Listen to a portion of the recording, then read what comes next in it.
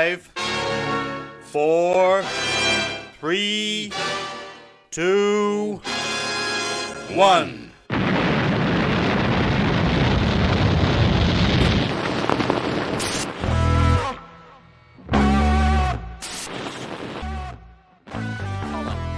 To the box is Madden.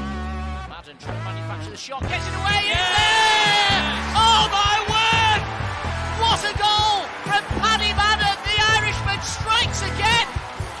And is that the goal that's going to send Stockport County back into the Football League?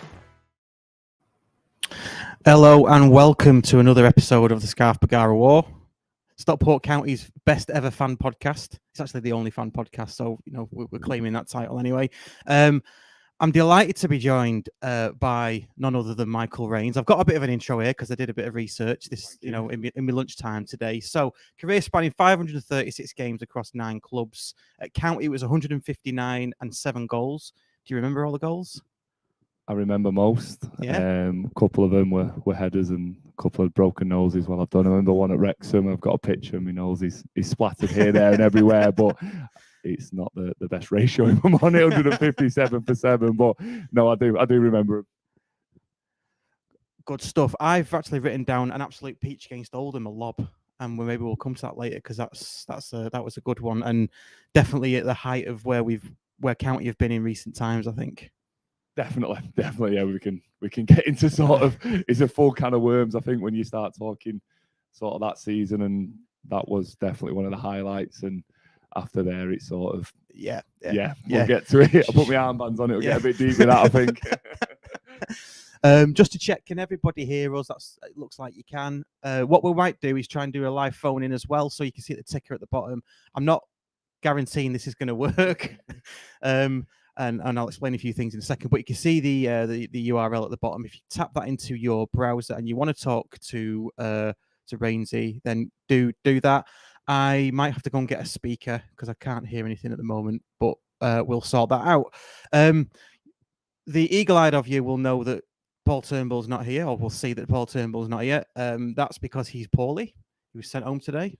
He was sent home today from work. He's not too great. So he did say he'll come on and do his own one for you. So you get to hear some of Paul's stories. Hopefully. Yeah, sweet. Well, we'll look forward to that. I'm not sure anyone's bothered, but Nick's not turned up. No, on a serious note, Nick's had some bad news today, so he's not available to do the podcast tonight. So you're stuck with me. So it might not be as funny as when Nick's here, so I do apologise for that, but at least you'll get some insight. And we've got Raynes here as well, so we can talk for about an hour, can't we, about all things county football, academy, and all that kind of stuff. So let me play a little transition, because I like to do this, and then we will get into it. This is the Bergara War, a Stockport County fan-created podcast, blog, YouTube live show, and website. Find us at thescarfbergarawar.co.uk. For county fans, by county fans. And before we start, I've got to say as well, I wouldn't be a very good YouTuber if I didn't say this. Please hit that like button, hit the subscribe button. It does make a difference. We're nearly at 1,300 subscribers now, so that's pretty good. Considering there's probably 15,000 county fans, we think we're doing pretty well. So yeah, Raynesy, Academy, Michael Raynes, coaching, all that sort of stuff. I think first off, because I have done some research, everybody, just for those regular listeners and watchers, explain the new academy setup to us and sort of the structure, and then we'll get into where you fit in, where Bully fits in, and things like that. Okay, perfect. So I'll sort of go back. Obviously, while Stockport were recent years in the lower leagues, we couldn't have a traditional academy, which is sort of your under 8s up to under 16s and your typical scholar squad. So what we had was a BTEC program, which was a college program, which was half college, half football. So we try and get the best players we could, develop them over 2 years. At the end of them 2 years, the potential there would be to jump up to the first team. Right. So that has been a massive success. When we first come in, Lord had done an amazing job, absolutely amazing. I think the record speaks for itself of the players he brought through the Festus and stuff like that. Yep. From that point, we've tried to grow it as best we can. Of obviously the way the club has and the way everything is here, it's growing and growing. So we now have a full program. Last year we had a full program, and we was lucky enough to get a lot of lads that jumped up to the first team. The club has now been promoted, so for us that was all change. We then become an official academy, which for us was amazing, absolutely amazing. I think the big benefit of it was we can protect our players now. Yeah. It's a huge thing. If you think of not just Stockport, but the surrounding areas around Stockport, lads were going here, there, and everywhere. They might be with us for a couple of weeks, but then we had and they go get a sniff to go to a club that there was an official academy. Yeah. They jump ship. Yeah. Where now we can sort of try and tie down the best players over the next couple of years. So how it looks, you've got your scholar squad, which is your under 18s. Below that, you've got under 16s all the way down to under 8s, which is now our official academy. Right. However, we have kept the football education side, the previous BTEC program, we've kept that going. Right. Reason for that is it's been successful.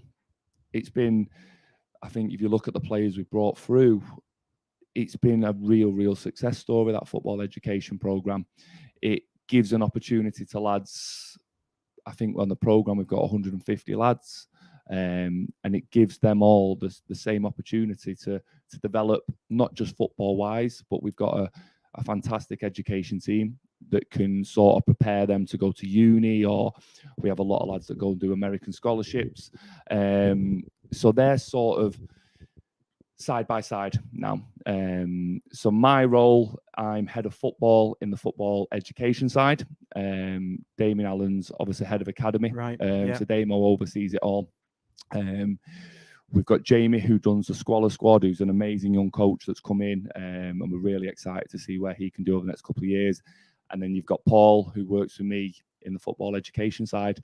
We've got another couple of coaches in there as well. So it's really good. I think the big thing for us is in the football education side, at 16, you've got to sort of make a decision on a player. And it's a scholar or no scholar. Some players are not ready at 16 to make that jump. The beauty of this football education side is you can keep them in the building and develop them as best you can. Some of them might do that. And you can get a Jack Hinch, for example, that Jack in his first year didn't really do what he wanted to. Second year, he kicked on like that. And then obviously Jack's story sort of tells itself. So for us, it's great for the community in terms of lads have a great outlet to get to once they leave school. Like I said, the football program we'd like to think is fantastic for them. Education, we try to get it not just a tick, but they leave us with a real good qualification. So for us, it's really exciting. Well, there's loads of things going around my head based on what you just said there, but sorry, a lot of info there. Sorry, I've been sort of working on that today. Knew I was going to get that question. No, it's really good. I'd like to delve into parts of it if you don't mind. So first off, the community side of it and retaining that BTEC element, which I guess is for 16 to 18-year-olds. Yes. Is that a direct directive from Mark Stock? Because he's all about community, isn't he? Definitely. So for us, we sort of do it as lads get near enough everything the scholars get. We try to get them in the gym. We try to get them the analysis. Right. We try to do everything we can to squeeze every drop of potential out of them 100 odd lads that we've got. Our goal is to try and find somebody in there that they potentially missed, or we potentially missed for that group that we can push through. Go, this lad's out. Festus again, example of that. Ethan Pye's another example that sort of come through this type of program, didn't get into Rochdale's scholarship group, but obviously has come through and done really well out of one of these programs. And the community side's brilliant. I love driving in and seeing all the lads with the county gear on coming in. It's absolutely amazing. And I think it stands lads in good stead in terms of their education. I think that's a big one, because it's not just coming in and having a game of footy and having a mess about. You leave them with a real good qual that gets you to real good universities. Yeah, no, it's really good. And you mentioned scholars, because I don't really understand the difference between a scholar and a football / education sort of thing. So once you leave school, academies have a squad of 18 players that are scholared. And that was what it was when we come through years ago. Right. So they're paid by the club. Right. Are you educated as well, though? You are educated. It's a different BTEC to what we do. Right. But it's sort of, you sort of, I always class it as you're an apprentice to be a footballer. Right. That's sort of what it looks like. You obviously try to mirror everything the first team does. It's sort of what we do, trying to up it as best we can. And the support you get from the Football League is brilliant. Again, we can tie players down that they can't just disappear to other clubs.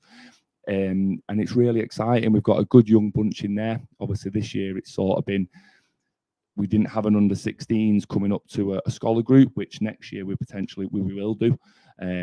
So it's been, but we've got a real good bunch in there. So I'm excited over the next couple of years to see where they can get to. Nice.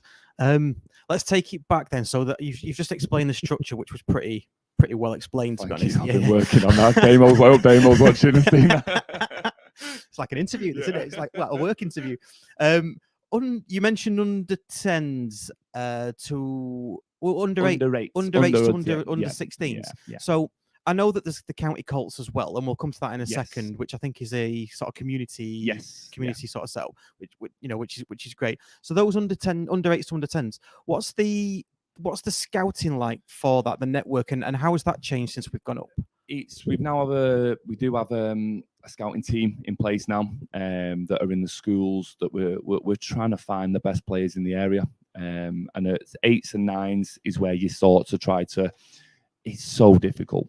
Try to judge an 8 and 9 year old who's going to be, but I think it's the options there to keep the lads in the building.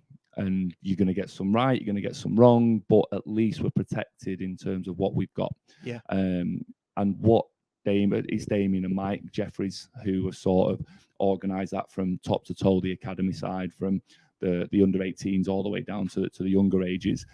The programme they put in place for them players growing up is absolutely amazing in terms of the programme, what they get, the coaches they brought in, the structure they've got to try and squeeze every drop of potential out of these young lads to try and get the next Tommy Rose coming through. Yeah. That's what we want to do. We want the next Adam Lafondre coming through. It's what we want to get back to. And I think hopefully, touch wood, the structure that's in place there will sort of reap the rewards over the next couple of years. Yeah. No, it sounds good.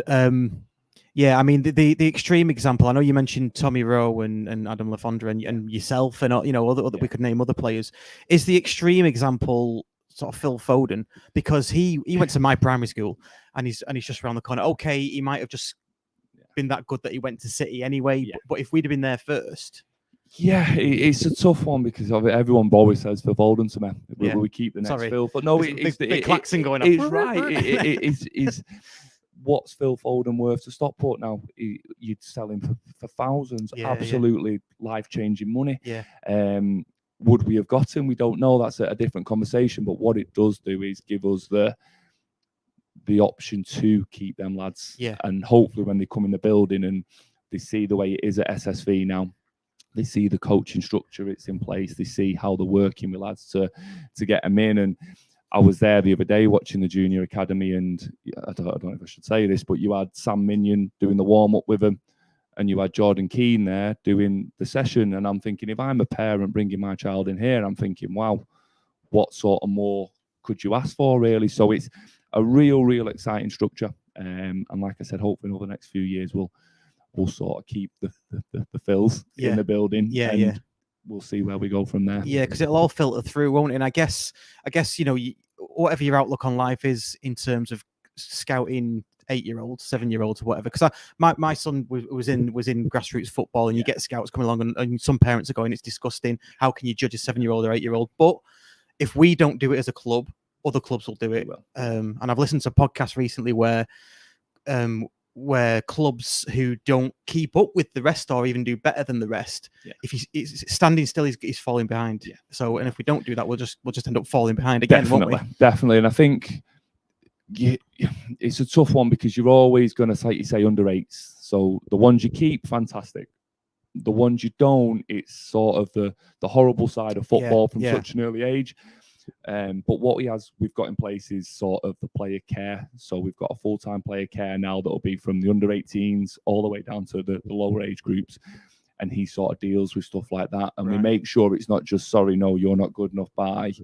We make sure the lads are looked after and they sort of find their next journey, because some won't always go like that. Yeah. Some will drop and then maybe come back again. And that's each player's individual journey. But we want to make sure as one that we're good people and we treat these young men and these young boys as best we can, because like I said, it's people at the end of the day that's more important than whatever a footballer's going to be. Yeah, absolutely. And I think James Jennings has got a player liaison kind of role, hasn't he, in the seniors? Yes, and is that what you're referring to? Sort of yes, like, you've got James academy. And you've got Ryan Jones, who does sort of down to the younger ones as well. So James is going to be, he's been brilliant as well with that. I think for me, obviously, I've knew JJ for many years, and I think that role suits him down to a T.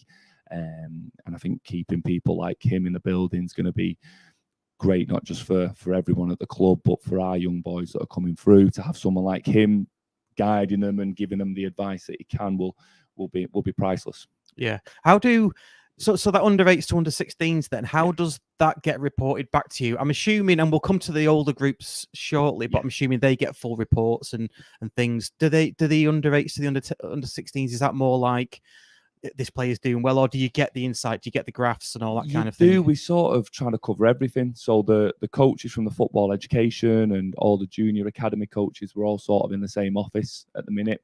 So Joe Duckett is lead for the under 12s down, and then James Vincent, who was obviously a Stockport, is 16s down to 12s.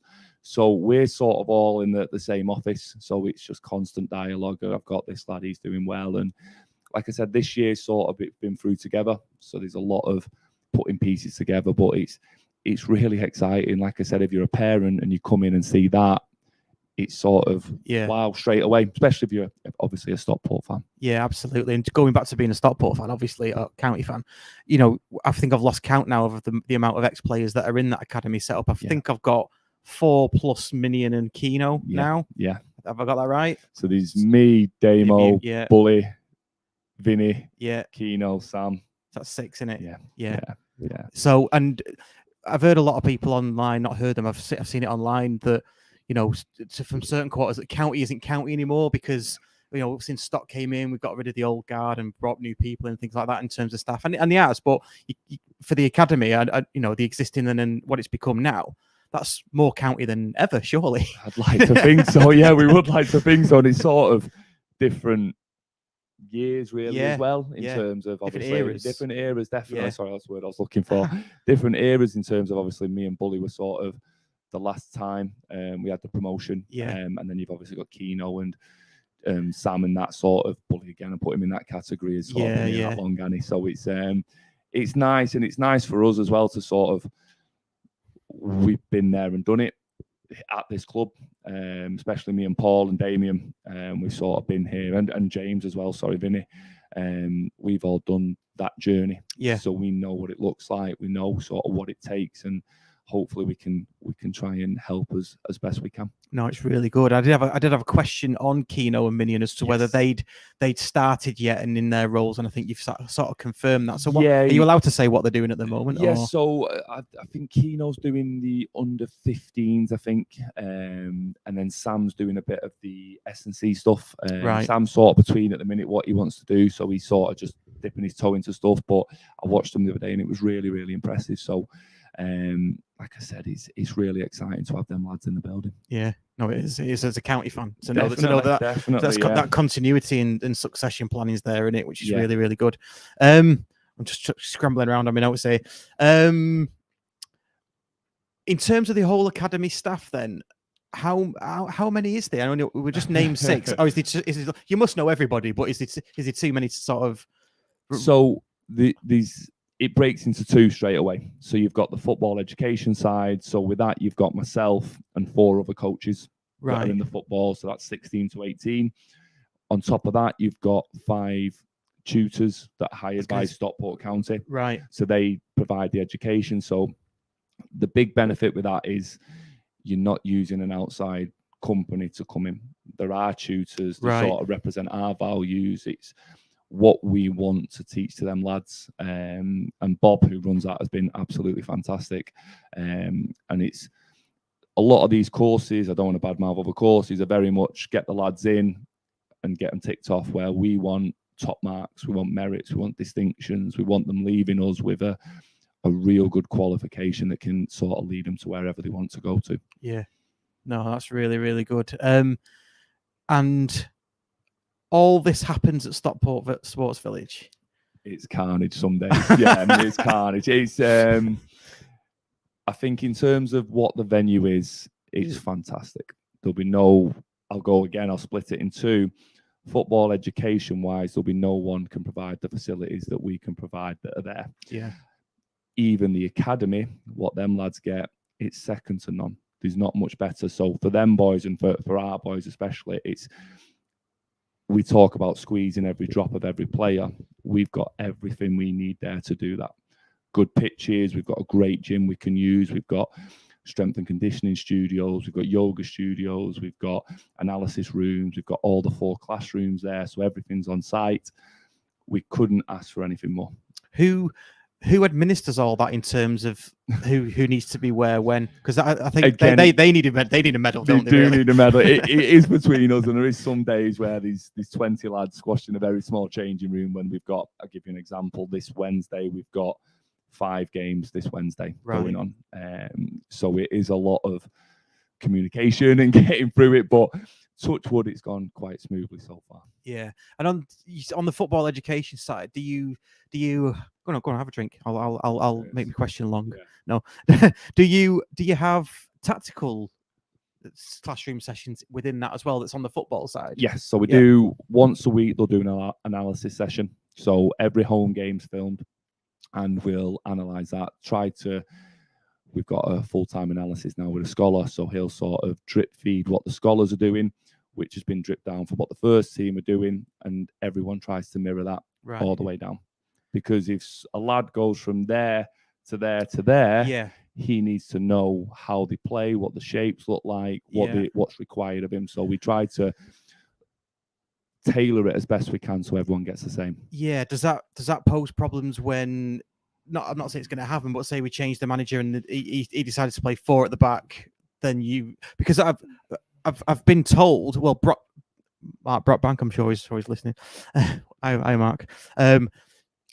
In the youth teams, all play 4 at the back, but obviously county play 3 at the back. Is that even true, or how does that stack up? It's sort of changed. We changed a lot, if I'm honest. Last year we had a lot of success with playing that. This year we've sort of gone between the two. I think, if I'm honest, the success of the first team and the gaffer's had a massive input. He's given us so much information and it's been a huge success for him over the years. And we're just trying to pick his brain as best we can. 1, for our lads to give them the best chance if they ever get up there. Yeah. And 2, for us as coaches. Obviously, he's been there, done it. He's been a success wherever he's gone. So if we can sort of pinch little bits off him that could drive us going forward, why wouldn't we do it? Yeah, absolutely. So moving up then from the under 8s to the under 16s. In fact, if anyone's asking any questions, by the way, academy sounds brilliant. Only just the beginning, and my mate Edgy's got a lad at Rochdale, but he can't just move over. I've already told him that he's not having it though. But if you have got any questions, put them in. I'll try and pick them out. As I say, we are doing a live phone in, so if you want to put that URL that's on the ticker at the bottom into your browser and come through to the green room, I should be able to see you. I might go and have to run and get a speaker or something, but we'll sort that out. I do work in IT, so it should work, he says. Yeah, whatever. So that's the under 8s to the under 16s. In terms of so you spoke about the sort of the 6th formers, haven't you, with the BTEC? So do they get to choose what their BTEC is? No, we do one BTEC, which is a BTEC in sports and coaching development. Right. Okay. But the good thing again with having our own tutors, we sort of choose the units that you have in it. So the units we have are one, beneficial to them as footballers. So it might be nutrition, it might be strength and conditioning bits that they're sort of learning while they're doing it. Other things, it's sort of, we touch on business, we touch on law. So again, it opens their degree pathways to go and do a sports business degree, to go and do a sports law, which a lot of lads have done. A lot of lads have gone down that route. And I think the one thing we do is we're very honest, and the chances of making it as a footballer across the board, across the country, are very, very slim. We need to make sure you have a backup plan. And I use myself, I use Damien as an example, and I think Damien played 400 league games, I played 500. We both finished our careers with degrees while we were still playing. So the lads have not really got an excuse to not do the work, because they've got the two worst lads next to them that have done it while they were still playing. It's important. It's a huge. I think that the big thing, it opens doors. Some will leave us and go and do something else, but they'll always have that option to, if they ever wanted to go down them routes, you can do. Yeah, and even with the 6 players that played for us, yourself included, having a mentor that's been and done that, you can say to those lads, look, I played 500 odd games and I've got my degree, and in coaching badges as well, I guess. What, UEFA B, UEFA A? I'm on my A at the moment. Right. Yeah, I'm on so there you go. Yeah. So there's it kind of removes that excuse from a lot of lads, doesn't it? Because we all know, we're all 16, 17 once. I was going to say, try and tell that to them lads. Exactly. No, but if I'm honest, the one thing we do is we have lads that buy into what we're doing. Yeah. We're very lucky enough with the facilities, with what we've got in place. We have a lot of lads apply. We only want lads that buy into what we're doing. Yeah. Which again is a blessing for us as coaches, as staff, that the lads that are there for the right reasons. Yeah. And just a quick one on Stockport Sports Village again before we move on. I know the ladies play there still, don't they? They train there on a Wednesday, and I think it's 2 nights a week now. Is it just county now? Because I've not been for a while now. But... No, there is a lot of community stuff still going on there. There's a lot of junior stuff that we've been on a Saturday morning before, and these hundreds of young lads there playing football, which again it's great to see. The ladies are there before us one evening, because obviously you've got Stockport Town there as well now. Yeah. So there is a big community presence still there. Yeah, okay. Because again, in the day it's just us, though. It's just all our lads. Yeah, right. Okay. You do have the sort of the main gym. We have there's a separate bit called the Hive, which is like our sports performance gym. Right. The main gym is sort of for the public, and there is classes and stuff going on. Right. Okay. I'm starting to build a picture now. Having been there many times, and I was involved in the county ladies as well, so it just starting to crystallise now. That's good. Okay, let's move on to the scholars then. Because that's the academy, isn't it? That's the academy, the apprenticeship from 16 to 18. They have a 2-year contract, right? And that's different to the sort of the BTEC performance football education. Because exactly. If they're not, for want of a better phrase, if they're not pulling the weight or they're not, you can let them go, can't you? Not let them go in the BTEC, because this again, we want to look after them and people, and we don't just want to ship them off. It's sort of. Again, I'll touch on the blessing we've got, the lads that we've had in the building. We've never really had to get rid of anybody because they've not bought into what we're doing. So that could change. We've had a new intake this year. That could change. But I think in terms of the difference, it's the games programs on a Saturday for the scholars, where the football education's a college time. So it's on a Wednesday. So our top teams play on a Wednesday and some play on a Friday. The scholars play on a Saturday, obviously originally like most do. They get paid, they don't. Oh, right, okay. So the scholars groups do get paid, right. The BTEC lads don't, because it's a college course. Other than that, we try to give them what we can in terms of what the scholars are getting. Again, obviously the scholar stuff, it's a little bit more detailed and a little bit that probably we'll try to get across to these lads. But it's exciting. It's been the first year we've had the sort of 2 on par. So the end of the season, it'll be interesting to see where the scholar group are compared to the BTEC lads. Because like I said, that's got us joy over the last couple of years. So for us, it's sort of the unknown, but a really exciting unknown in that as well. Has anybody ever been part of the education side and become a scholar? So yes, 2 of them have. Right, nice. 2 lads from the football education side, I'll say the FE. The FE have jumped over and signed scholar forms, and then we register all our elite players for the scholars as well.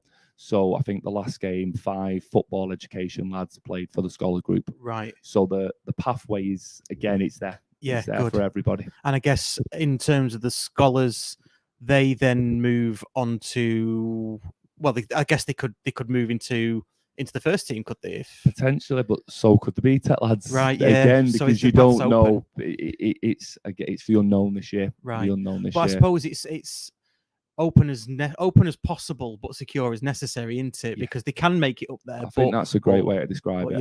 Yeah. I think for everybody the pathway's there, and it's, again, though, it secures down us in terms of, if the 2 that jumped over, we've looked at it and think, oh, okay, we can get them in there straight away, protect it straight away. And I think from the club, it's sort of a blessing we can do that. Yeah. In terms of playing football matches, then, obviously, I'm guessing the under-8s to the under-16s, they have their own. Well, do they play in their own leagues against other academies? Yes, so it's an academy program we'll set up now. Right. Yeah, so then the football education play a lot of teams that were sort of way like the Altrinchams and stuff that have BTEC programs as well. Right. And if I'm honest, the standard's really, really good. Where your scholars, I think that they've played 3 games this year. They played the Rochdales, Port Vales, Salford. They played Salford last week. Right. So that's sort of where they're playing at the moment. So it's all football league. What category is it? Are these categorized academies, basically? Yes, categorized. So I think you obviously got United. You see, the top ones. Yeah. But for us, I think it's been fantastic. It's been a bit of an eye opener for everything in terms of how it looks. But like I said, I'd like to think we've got the right foundations in place for it to be a success. Yeah. Hopefully. Yeah. Hopefully. No pressure. No pressure. Sounds exciting. So the scholars then, they're playing. They're playing in a league, are they, again? Yes, they're in a league. They're in a league, and that's the Saturday league. Right. So yeah, it's sort of difficult to explain, because obviously for us that was sort of the norm when we come through. It was you train all week and you play on a Saturday, similar to the first team. But then obviously with the football ed side, it's been a little bit different because you've had the games on a Wednesday, and that's sort of been the progression to get to our first team over recent years. Cody's an example of that sort of come through that pathway and been lucky enough to make his chance and to seize it. If I'm honest, he's done fantastic. Oh, he has, yeah. Who was it? Was it Cheshunt? I think. Yes. 2 lads went. 2 lads were in the pop side. I've seen him do that a few times. I've seen him do that. Even I was like, no, it's really good. I know. And in terms of results, then I guess, under 8s to under 13s, it's not results based or there or thereabouts. Is it about results, or is it about, what do you prioritize? Results, performances, development? I think that it's a tough gauge. I think for all of it, you do want it all because you'd want lads that know how to win games of football. The main thing is development, to try and develop these players as best we can, not just football wise, people wise as well, which I think is a huge part. So getting that balance right is tough. It is tough, and I think every academy across the country is probably having these same conversations about that. Yeah, probably. Probably about it. You're absolutely right.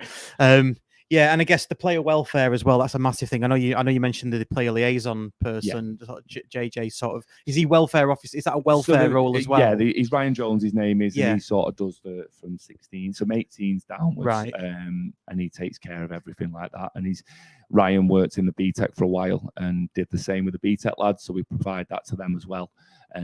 So they have full player welfare as well. So it's Kelly's doing that this year. She's just come in, and it's a massive part. I don't just think in football, in terms of life, that I think people open up a little bit more now. So we need to make sure we're providing, especially these young men with, like you said, at 16, 17, 18, you could be all over. I know I've had a few nights in heaven and hell, but it's been a bit like but yeah, we need to support them as best we can. Yeah, absolutely. And let's move on to the Stockport Town link, because I'm probably in the same boat as many other people. I ain't got a clue how this works. Yeah. So can you explain? Yeah, I'll try. So the Stockport Town link is sort of the branch between the academy and the first team. Right. The gap between that is massive. Yeah. If we're honest, the gap, What the gap between Stockport Town and No, the Stockport County? Yeah, Stockport County, definitely. Yeah. That's massive. But I mean, in terms of an 18-year-old coming to the end of his 2 years with us in both BTEC and in Scholar,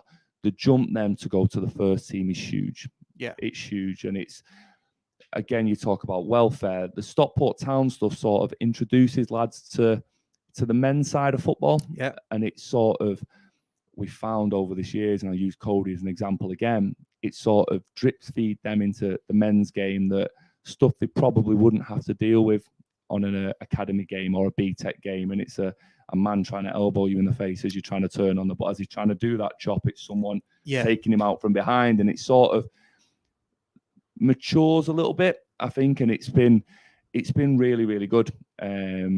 So last year, I think Cody played in it, Josh Edwards played in it, Scott Holding all played in it. And a lot of lads from the BTEC program had the experience to go and play men's football. I think the gap from leaving there to the first team for a few was probably too quick, too soon. Right. So one lucky thing that we've been able to do is lads that left us last year have signed a sort of development contract with Town. So they're week sort of hybrid. So they'll train with Town twice a week. And then they'll also drip feed into the academy, just again to try to get them a little bit closer to that level where they could potentially jump up to the first team if they got the opportunity. Right. So it's kind of like it's another opportunity, isn't it, to be seen and to stay within the program. So I think it's well documented by county fans, anybody really, that when we play, when we play like the Johnston's Paint Trophy, not Johnston's Paint Trophy, that's what I know which one you mean. Yeah, the Papa John's, the pizza one. Yeah, showing me age now. When we're playing under 21 or under 23, or even when we played them in the friendlies, the gap is that big. These lads in Man United under 23s, they play on carpets. They're not used to men's football. Yeah, and we say the dark arts, cheating or whatever you want to call it. Again, it's people do it different. People have under 23 football. Yeah. Well, we've not sort of gone down that route. We've gone the other route. Dipping into the men's football. We might come back to the under 23s at one point, but for this season, we thought we'll keep that sort of the way it is. And lads have drip feeded into it. And I know the BTEC lads, 4 of them train with Stockport Town once a week. So straight away they're playing with men once a week just to sort of gauge that. There's no real, it's sort of we're doing what we think's best for these lads and trying to get the best out of their potential. And like I said, it's sort of worked quite well over the last couple of years, and it's sort of on me and Paul to try and help these lads in that environment, because it is tough. It's a tough environment to be in because there's some good players down there. I think the lower leagues is very similar in terms of lads that maybe play in the Conference North with a lot of travel and they end up dropping to these leagues, so they're not traveling as much. So there are some real good players in there. Yeah, but it's like a stepping stone, isn't it? Because unless you get to the very top of the game where it's all a bit, it's a certain style of football, you're going to have to play against men at some point, aren't you? Definitely. That are doing all these things to you, doing all that kind of stuff. So I see it as a real positive that if they come out of the FE, use your term, the FE or the Scholars, and they go into Stockport Town, that they're experienced that young enough. Because if they're playing League 2 or League 1, they're going to get that anyway, aren't they? Exactly. And even if we're honest, some won't jump up to the first team from Stockport Town, but what they have done there is built their reputation up in non-league. Yeah. So straight away, a club from a couple of higher leagues might come and take them up there. And I did it towards the end of my career and played part-time and worked. And it's a great outlet for lads. It's a great career, really. You sort of got 2 jobs and you can do really financially well out of it. And a lot of lads prefer to stay and do that than jump into full-time, which we've probably seen over Stockport over the last few years. And it's sort of like you said, it's an opportunity. Yeah, I think in some aspects, it's kind of enriched our experience as a fan base. I think because when we're in the football league, up until 2012, I took it for granted that we were a football league team, and I didn't go to away match. Well, didn't go to as many as I do now away matches because I thought, well, we're in this all the time.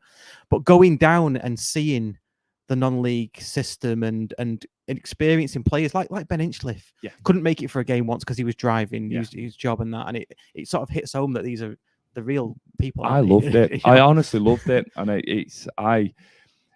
I sort of left Hartlepool, took this job at Stockport and went part-time for a few years with Ashton United. I absolutely loved it. I loved the people.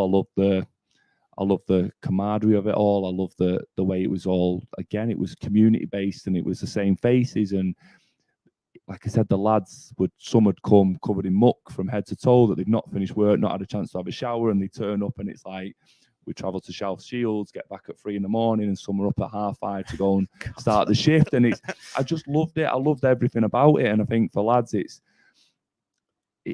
not a bad thing to expose them to that world. Yeah, and I think it's absolutely spot on, because lads get spat out, don't they? And they think it's the end of the world for them when they get spat out at academy level and stuff. And it's not, is it? It's And, not. It's and not. And I think nowadays, especially, it's an easy journey to get back into. If you do have to dip into non-league, I think you talk about scouts and stuff. Yeah. You see them at every non-league game. Yeah. That's what they're there to do. The next Vardy, everyone's looking for. And I think for lads, if you go down into them levels, play the games, and do what you need to do, it can reap its rewards. Yeah, definitely. Nobody's phoned in. It's I say phoned in. It's not. My wife might see where I'm here. Maybe it's not worked. Maybe I've done something wrong. But anyway, so yeah, something we've noticed is ball boys, 18-year-old ball boys from the academy doing the ball boy duties at county. I mean, I can see why, but what's that all about? I've got a real problem with ball boys in the past, by the way. Okay. I think towards the end of the season we did it, and I think again the gaffer, it was good for the lads to be in around that and see that environment, and sort of see that it's a sort of different view from sitting up in the stand, nice and in the cheat lane there, and you're enjoying the atmosphere. But when you pitch side and you're seeing these men bounce into each other, you're thinking, oh wow, yeah, I could potentially be in this one day. So that side of it's great for our lads. Obviously, seeing the first team come in, seeing what they do before the games, the warm up, fantastic for them. And I think as well, they know how to manage the game a little bit. If the ball goes out, they know to get it back in quickly. That's my problem. If it goes, yeah, we're winning and we need to slow it down a bit, they might not sprint to get that ball. Yeah. Where a 12-year-old might run and get it and throw it back in straight away. Exactly. And I think, yeah. I think that again, there's big benefits to both of it. Yeah.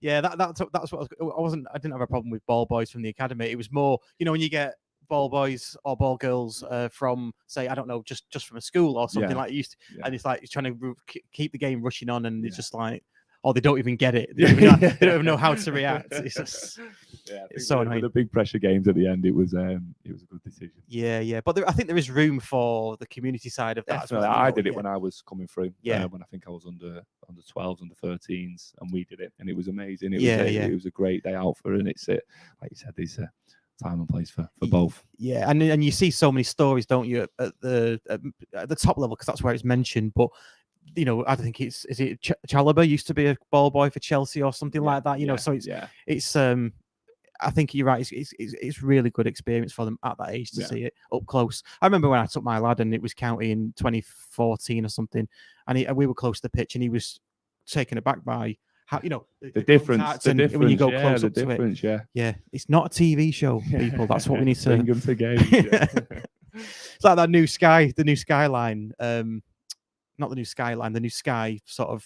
motto is "It's only live once." Yeah. Well, if you go to the game, it is. Yeah. Watch it again when you get home. Yeah. So, a couple more questions, and we'll get onto your sort of career for a short while.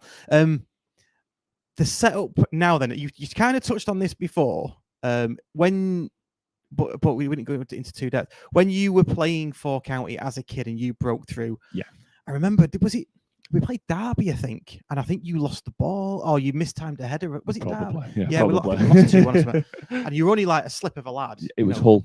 Was it Hull? It was Hull. Yeah. Hull at I home. remember you being like, you was annoyed with yourself. Like, proper. Yeah. Remember that till this day. I think it was my second game. I think we played Hull at home, and I've tried to head it back, and it's fell short and they scored. Yeah. I think it was Albi that scored. I'm sure it was Wilbraham that scored. it? Yeah, I'm sure it was. He had a knack of doing that, didn't he? He did. No, but yeah, if I'm honest, I think we've since I've been back at the club, it's been different. The lads have come from the academy into successful teams since I've been back, which is great. And I think when we come through, it was sort of different. Yeah.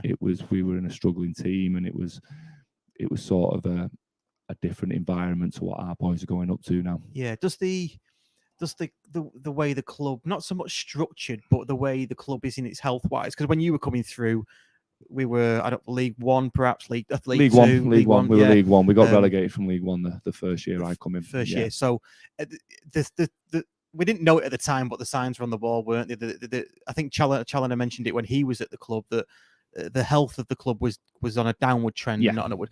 Now it's on an upward trend. Did that ever come through to you as a player coming through, that you knew that this isn't a club going up necessarily? Not really, because when I was coming, I think I joined the academy at 12.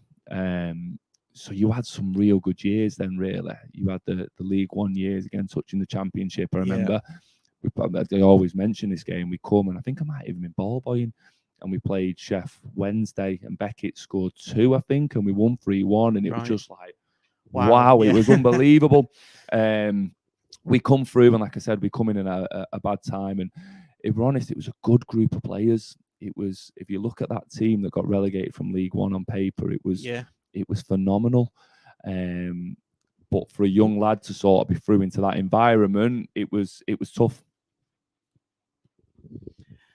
Yeah, I was just looking for a piece of paper then, because your stats are somewhere here. Yeah. But just thinking about the kits, and I'm not Ben, the fabric fancier, but that kit was it was the Scandia kit, wasn't it? So you're talking Beckett and Feeney up front. Yeah.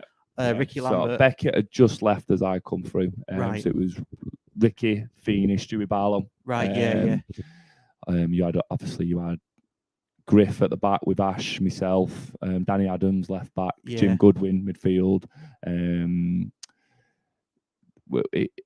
good team, good team. Ricky Lambert, I said him already. He was different level, and he was playing centre mid at the time. And I went on to play for England. Ash captain Wales to semi-finals in Euros, and it's how that team struggled, how it did. It was scary, and it's looking back now. They were a great bunch of men in terms of. They were great players, but they were great people, and they sort of looked after me because they knew I was in a bad environment in terms of how it was. And if you're losing games in a young man, it's not nice. And people like Briggsy sort of took me under their arm a little bit, and Ash and Danny Adams sort of took me under their wing a little bit and sort of protected you a little bit, because I think I was just turned 17. You wanted to fight the world and do everything yourself, and you took it real personal. And they sort of, if it wouldn't have been for them, it could have gone either way for me, I think. That's a big statement. I think because under the pressure and under the circumstances we were going through, like I said, you felt like it was all on you. When I was starting every week, I just turned 17, and it felt like we'd get beat, and it was my fault. And it was like, if you wouldn't have had them good support network there, who knows which way it would have gone. And that's one thing. I touched on it with the academy lads that have gone up. They're going up to a bunch of pros that will do that and will look after them and won't be intimidated by a young lad coming up. They'll put their arm around them and make them feel welcome. And for us as staff, that's all we can ask. Yeah, no, that's good. That's really good. So you stuck around, and we got back up, didn't we? We got back up. We got back up. We nearly went down, but then we come back up. We did that game at Carlisle. We won't talk about that. The most nervous game in my life. After that, it was very, very positive. It was very positive, and it was some of the best times in my career. Right, nice. Yeah, it was. I was in the crowd that day, full house, 0. I've never been more nervous for a 0-0 in my life. I mean, you cross come in last minute, and I've gone to clear, and it's bounced up, and it's ricocheted off, and I think if that goes in, we're down, and it was like scary. Yeah. But I think it was the fact that we had about an 8-minute wait, didn't we? Before, was it the Boston game that we had to wait for? And it remember just being stood on the pitch, and everyone didn't know what was going on, and then it's that feeling after was Yeah. it was amazing. And I think it was around the time that I'm going to show my age again, that mobile phones weren't. Not everybody owned a mobile phone. Did not it's some scary people that, did. innit? I've seen the videos back thinking, wow, what bad were them cameras? How bad did we all look?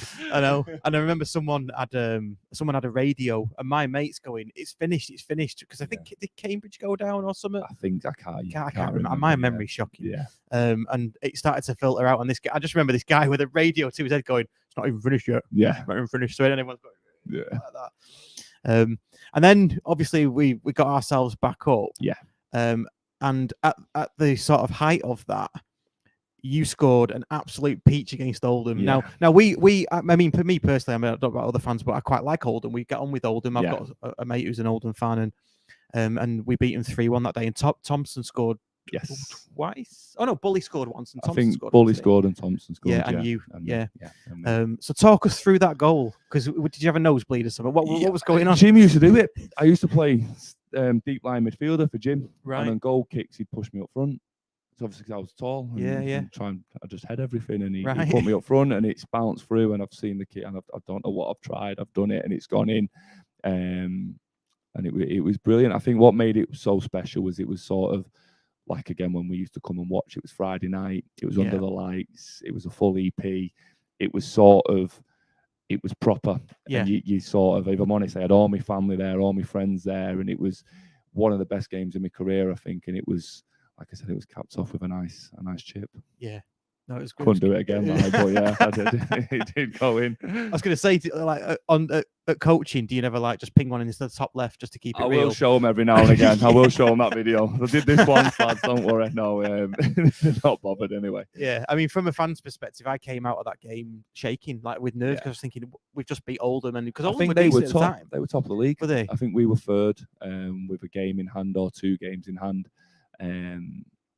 And after that win, you were looking at it thinking we could have a go at getting back to where the Flinnies were. Where you're looking at it thinking, could we do it? And that was probably the game that sort of made us start to believe a little bit. And then again, I'll put my armbands on with what happened after that, and it sort of, the rug got pulled from under us massively. Yeah, no, it did massively. Yeah, I think that was the season. At the end of that season, we got the deduction. And we got beat at Brighton away on last day, didn't we? And then they finished above us, I remember. Yeah. So did you left then, didn't you? So I stayed the next season, till January. So obviously Gary come in, and we would talk of the takeover, which went on and went on and went on. And I stayed until January. Obviously, we stayed in admin that whole time, which was tough, I'd say, about being tough, and talk about young lads getting through into sort of situations that they shouldn't have been through into. Yeah. A load did at that time. I remember we played at Ellen Road away, Leeds away at Ellen Road. Yeah. And you had, I think, Andy Halls made his debut at 16, Danny Rowe made his debut at 16 against Leeds squad that's worth millions, and you're thinking, what can you do to protect these young lads here? And it was one hand a great experience for them, but it's sort of being through to the lions a little bit in the same breath. And it was tough when we got to January.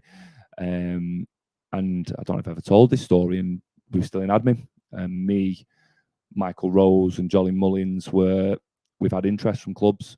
So we turned up to training one day, transfer deadline day. I think it was the 1st of February that year, and it was like the 5 o'clock finish. And he said, "Oh, you guys are not training today. We need to sell 2 years to keep us going." So we were like, what's going on here? And it was like, and if I'm honest, it got to a point that year where it was just, you had false promise after false promise, and it was so tough. And Gary was amazing as a man. He kept it together as best he could, and as a coach, he was fantastic, and he couldn't have done any more. So yeah, we were sat there, and Rosie went first. He was going to Norwich, so he got the call. He went. Then Johnny was going, so I was going to stay. So Johnny was going to Swindon, I think, and that fell through. So I was just about to go home, got a phone call, Scunthorpe are coming for you. Straight to Scunthorpe. I think I signed on the deadline, and it was one of them, listen, you can sign with this, or you can go back, and Stockport might not be there anymore. And that was sort of the reality of it, really. And it was obviously at that age. For me, one side, I was leaving the club that have given me everything. On the flip side, I got an opportunity to go and play in the Championship, and I think my third game in was at Newcastle away, and it was like amazing. I'll never get that opportunity again, and it was tough though. It was tough. Them admin years were not very nice in terms of people losing their job and the insecurity of it, and great people. We talk about people being fantastic. The girls, Rachel and Grace, that kept everything together as best they could. They wouldn't have survived without them. The lads would have gone because they weren't getting paid, and it was a tough. It was more than a year really. It was probably just short of a year. Sorry, and it was a difficult time. So just a point of reference then, Grace Cash now. Grace Cash, so Grace Cash and Liam Cash have got a lot to answer for. So they kept us going. Yeah, Grace and Rachel were fantastic, and like I said, we were young lads at the time, very young, and they sort of steadied the ship as best they could. I'm always interested when players leave, and I mean, yours is like really difficult circumstances. Clubbing admin, you've been thrown to Scunthorpe. How does that work logistically? Do you have to find some digs or? Yeah, so they put me in. I stayed with a man who had like a converted school, and he put me in a room for a while, and then I ended up moving up there with my wife, and we did a first year there at Scunthorpe, and I think I did 2 years there. So we decided to buy a place, moved to Rotherham. After a year, I was sold. I had to sell that house, and then after that, I just said I'm gonna travel it. Then I signed for Oxford, and after that, Carlisle. So it was, I did a lot of travelling over the last couple of years, but I guess that's part of the. You never commuted to Oxford. When you say you travel to Oxford, what, travel down on a Monday? So that's sort of typical week. So you'd go Sunday night or Monday morning, stay over Monday night, train Tuesday, come home. Usually have a Wednesday off during the week. Have Wednesday, go back Wednesday night, Thursday, Friday, Saturday, come home again. Then repeat.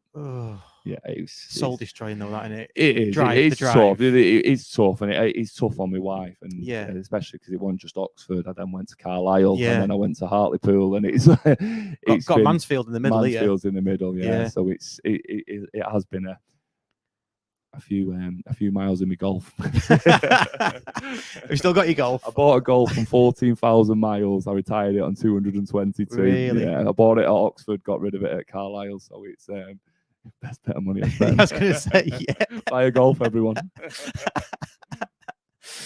I love it. But in terms of, I mean, post county, obviously Scunthorpe, Rotherham, Oxford, Mansfield, Carlisle, Crewe, Hartlepool, Ashton. I don't think. I've done my research, by the way, everybody, but I don't. It's Wikipedia, so I don't know if that's all that's true. Yeah. How would you? I mean, just sort of summarize that whole journey. I mean, you know, I'd give my left arm to be a footballer. You've lived it. Yeah. What's it been like?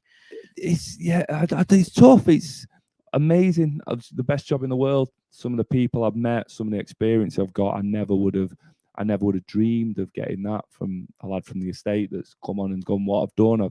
I've travelled the world with football, and it's been absolutely amazing.